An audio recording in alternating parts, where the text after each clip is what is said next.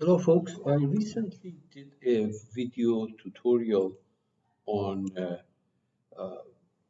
the situation where you're using a software which has three-dimensional elements, but does not have two-dimensional elements. However, you want to do a plane stress or a plane strain problem. Okay. The specific one that the specific software that I discussed was 3D Experience, but that also applies to the Catia V5. In other words, in Catia V5, if you want to solve a problem which involves plane stress or plane strain condition, you don't have the elements to appeal to it. Now, uh, this is not hard, except that there's a trick that you have to go through in order to emulate such condition.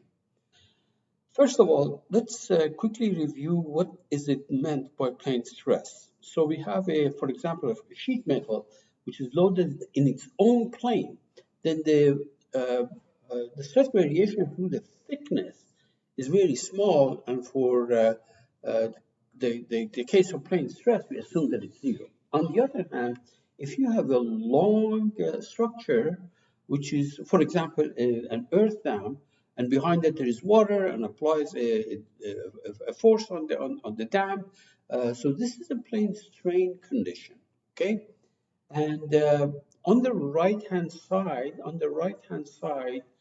you basically see the conditions that are meant in both cases. In plane stress, there is stress through the thickness in the direction z is zero. All three components of stress are zero. And in the case of plane strain, the strains in the axial direction, in the z direction, all three of them are zero. The reason this is important is because when people take their first maybe course in strength of material or stress analysis, uh, they have to solve certain elasticity problems, which are simplified quite a bit by either assuming plane stress or plane strain condition. And very, very frequently we expect the students to go and make do some examples in the finite element code that they have access to. And if that happens to be the case where such elements are not available in the code that they're using, then they have to go through some detective work in order to make it work. Okay, so let's go ahead and look at this thing a little bit further. Uh, let's look at the case of plane strain. The relationship between stress and strain, linear relationship, is like that. And in the case of plane strain, these three strain on the right-hand side, these are zero. However, the corresponding stresses are not zero. For example, the normal stress is not zero. The shears are not still zero, of course. Now, in the case of plane stress, uh, this is a relationship, and notice that the stresses in the z direction, that's these three numbers, are zero, but the strains are not, because this thing, for example, shrinks because of the in-plane loading. It shrinks or contracts perpendicular to this due to Poisson ratio effect, but the normal stress is not zero, normal strain is not zero. However, the shear strains are zero. Okay, so in order to show you how this is done in the Catia program, I'm going to do an example. So I'll take the case of a slice or a plate, which is 0.05 meter long. So the actual dimensions of the plates are given here. This is 1 meter, half a meter, the thickness is 0.05 meter. And we are assuming the plane stress condition. In other words, this end is completely fixed, except that I'm assuming roller end face, okay? And the pressure of 40,000 Pascal is applied to this end. Now, what I'm going to do is I'm going to make one layer of Breck elements through the thickness, model this thing. In other words, use, for example, I'll show you how to do Breck elements, because in Catia, the defaults are not Breck element, the defaults are tetrahedron, like pyramid type thing.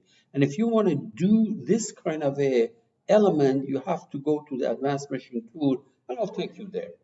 And if you look at this problem, we know that stress through the thickness, this being the Z being the perpendicular to the face, is 0, but the strain is not. The strain comes from this expression from the previous slide. And if you plug in the information that we have here, you're going to get strain as that, except that since you may not have the ability to plot strains, you'll have the displacements. We'll check whether you can plot the strains or not. But anyway, you have displacement.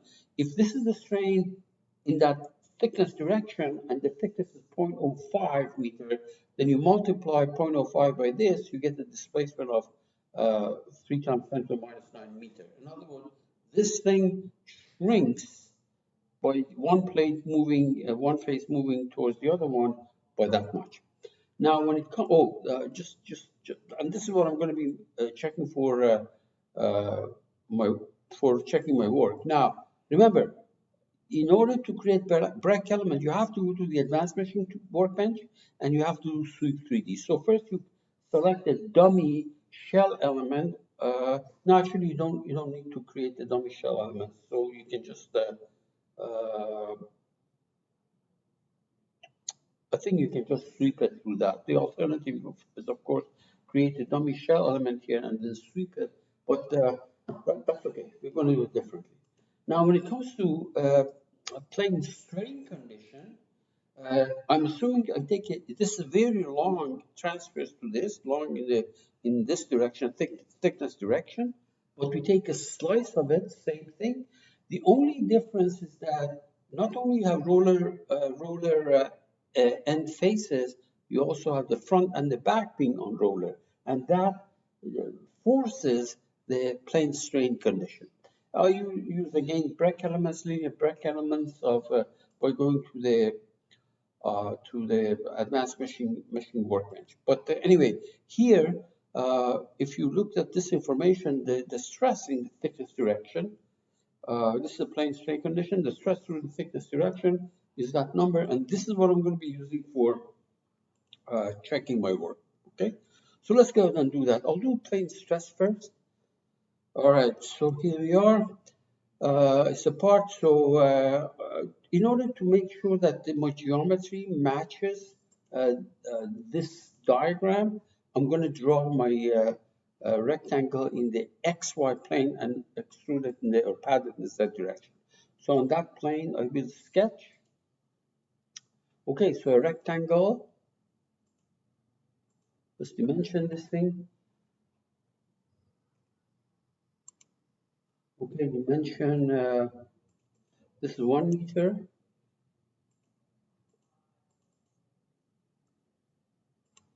And this is 0.5. Sorry, yeah, 0.5, half a meter.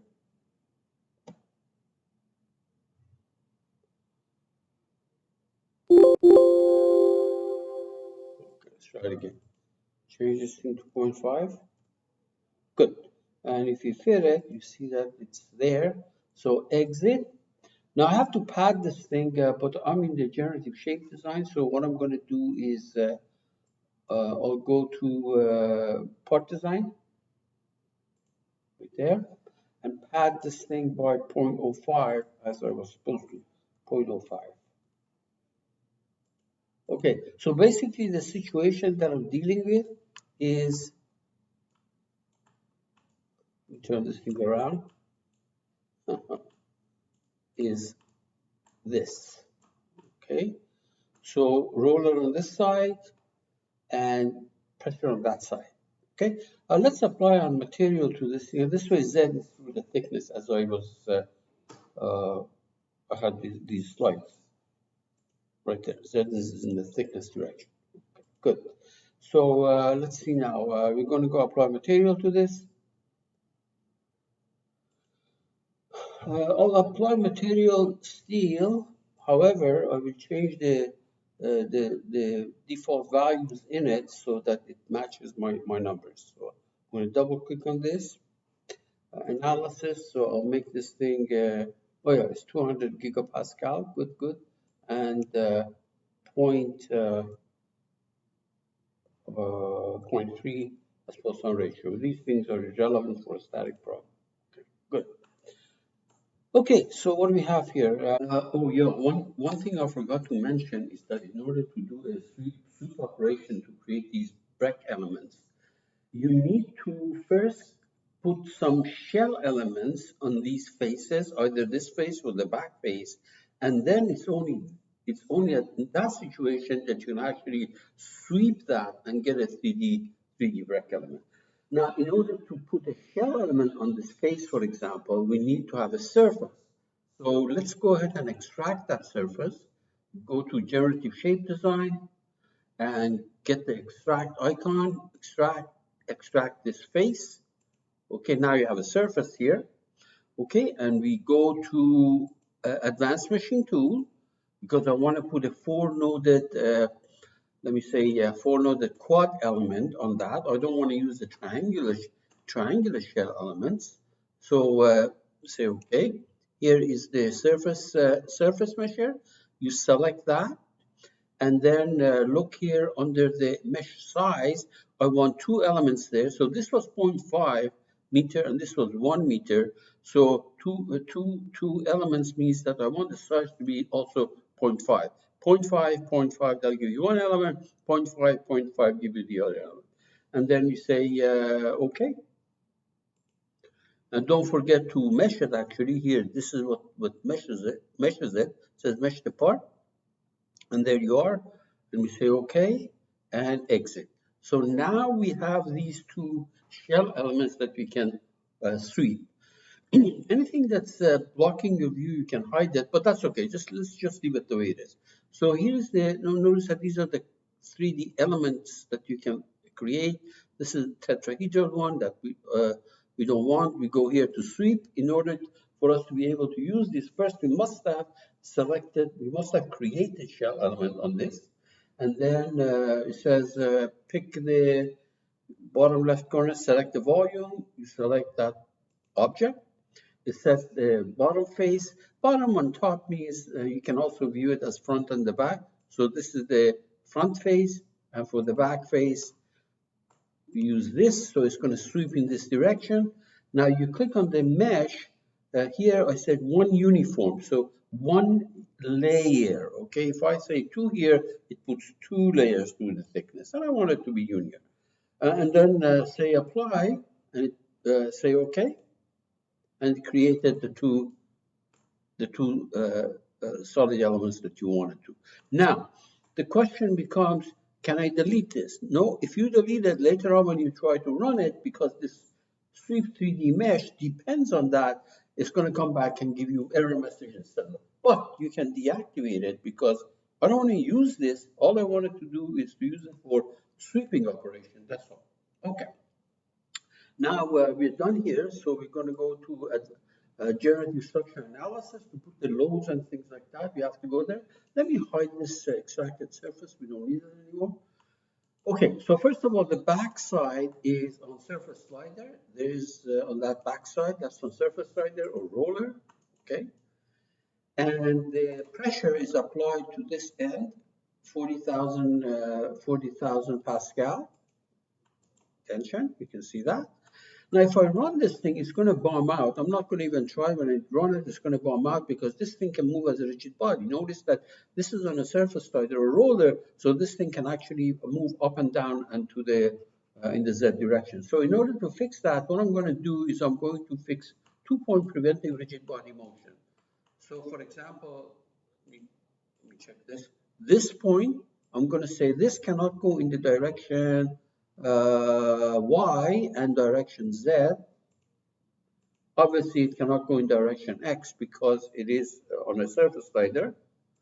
But this thing can still rotate, can still spin. So what I'm going to do is I'm going to do another point. That point, for example, say it cannot go in the direction Y. That prevents the rigid body motion. Let me see now this point. If you're having a problem, just hide that guy and select this point. Okay. Yeah, this prevents the rigid body motion. The other guy is still here. Okay. Did I do that? Okay. So I have two restraints. One of them is hidden. It was the first one. That was this, and this prevents rigid body motion. Now, if I run this thing, I will get the plane stress condition because I've done everything that I said like that. Okay, and this is the number, displacement of one of the faces should be -3 10 to the -9. It's shrinking, right? So let's run it. Oh, I forgot to apply the solid section property on this. See that? My property is missing here. Where is that? On the properties, I forgot to do that. So let's go ahead and apply a 3D property on that part. Material is picked now, no problem.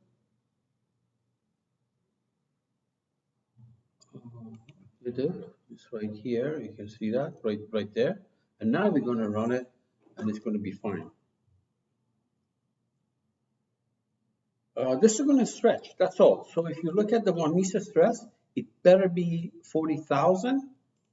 And it is 40,000, you can see that. But if you look at the displacement, there's only 2 layers, and that's why I made it easy to see. This number should be in the direction, this number in the direction Z should be -3 10 to the -9. You can see that right there. You can see third component is -3 10 to the -9. So we managed to show that we have a plane stress condition which agrees with this. Okay. Now, in order to create the plane strain condition, I also have to put a surface slider here and surface slider on the back. So we go there. All we need to do, let me deactivate this block. Deactivate this. All we need to do is to put the surface slider there and on the back. Now, by the way, these two restraints that I put in there, one of them is unnecessary, although it's not going to hurt me if I left it, but I rather delete one of them. So this one I'm going to delete because all we want to do is to prevent rigid body motion up and down. Okay, we needed the other one because there were no surface sliders on the side, but now that's all we need. So if we run this thing, it better give us a stress equal to 12,000 in the Z direction. Okay, so let's go ahead and find out. We're going to run this thing.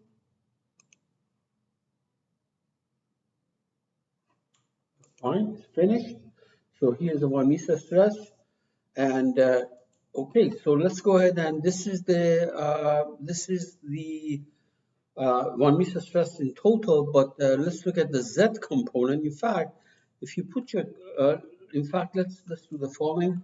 Let me double click on 1 meter stress and say more. I don't want, I don't, let me see now. I want a specific, let's cancel that. Let's not do the 1 meter stress, let's do the principal stresses. Here, instead of 1 meter, so I'm going to do principal stresses. Okay. And this is the one, and it should be 12,000, and it is. If you want, you can also double click on this and say, just show it to me under more, show it to me in the direction 3. Don't show me everything. Direction 3, no, not this one. Double click. Maybe direction, this is the highest principal stress, which is probably C1, yeah. Right. Oh, not the other one, the intermediate one. So C2, that should be 12,000, and it is. Right there, you can see that, 12,000, right there, okay? So what I've done here is to show you, if you have a plane stress or plane strain condition, the trick is to just take one layer through the thickness, and it'll work fine. I could have this plane stress condition, I could have also done it with shell elements, but here I used brick elements to show it to you, but I could have done it with the shell elements, obviously loaded in their own plane. That's a plane stress condition. That's pretty much it. So even though your software may not have 2D plane stress or plane strain conditions, you can actually fake it so that it does it the way you want. The only thing is that in Catia, you don't have axisymmetric elements, and there, of course, you don't have much choice. But in the 3D experience, you have the ability, although you don't have plane stress or plane strain elements, you do have axisymmetric elements. They may be implementing plane stress and plane strain in 3D experience, but definitely it's not in Catia. Good luck.